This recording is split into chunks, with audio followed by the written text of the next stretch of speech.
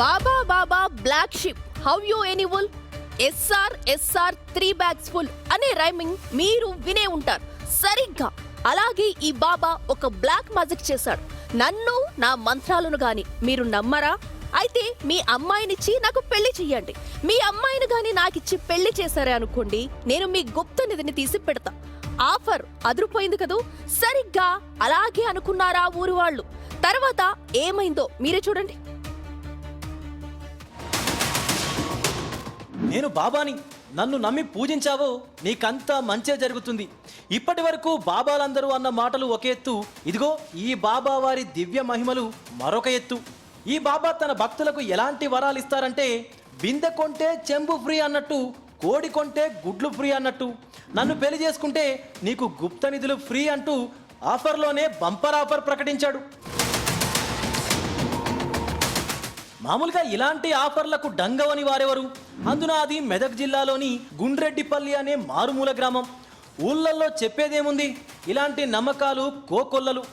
ఇదే అదునుగా భావించిన ఈ ఫేక్ బాబా ఆ ఇంటి వారిని పూర్తిగా నమ్మించి బురిడీ కొట్టించగలిగాడు. ఈ దొంగ బాబా మాటలపైన నమ్మకం వచ్చిన ఆ కుటుంబ సభ్యులు అతడికి తమ పిల్లనిచ్చి పెళ్లి కూడా చేశారు. ఆ తర్వాత మొదలైంది అస్సలు క్రైమ్ కహాని.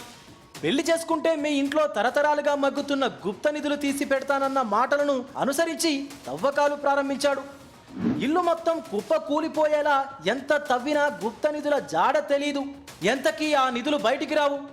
ఆ లచ్చిందేవి అస్సలు కనికరించదు. చూద్దాం, గుప్త నిధులు అన్నాక అంత తేలిగ్గా బయటపడతాయా? కొంత టైం ఇద్దామని వాళ్ళలో వాళ్ళు సైగలు చేసుకోవడం గమనించాడు ఈ మాయగాడు. రాత్రికి రాత్రి ఇంట్లో ఉన్న నగ నట్రా దోచి పరారయ్యాడు. దీంతో లబోదిబోమనడం బాధితుల వంతైంది. కొన్నాళ్ల పాటు ఈ నగలు తెగనమ్మి వాటితో జల్సాలు చేశాడు ఈ బురిడిగాడు. ఆ డబ్బు మొత్తం అయిపోయిందేమో కానీ ఆదివారం రాత్రి తిరిగి గుండ్రెడ్డిపల్లికి వచ్చాడు. మఫ్టీలో వచ్చిన ఈ కేటుగాన్ని గుర్తుపట్టిన ఊరి వాళ్ళు గట్టిగానే నిలదీశారు.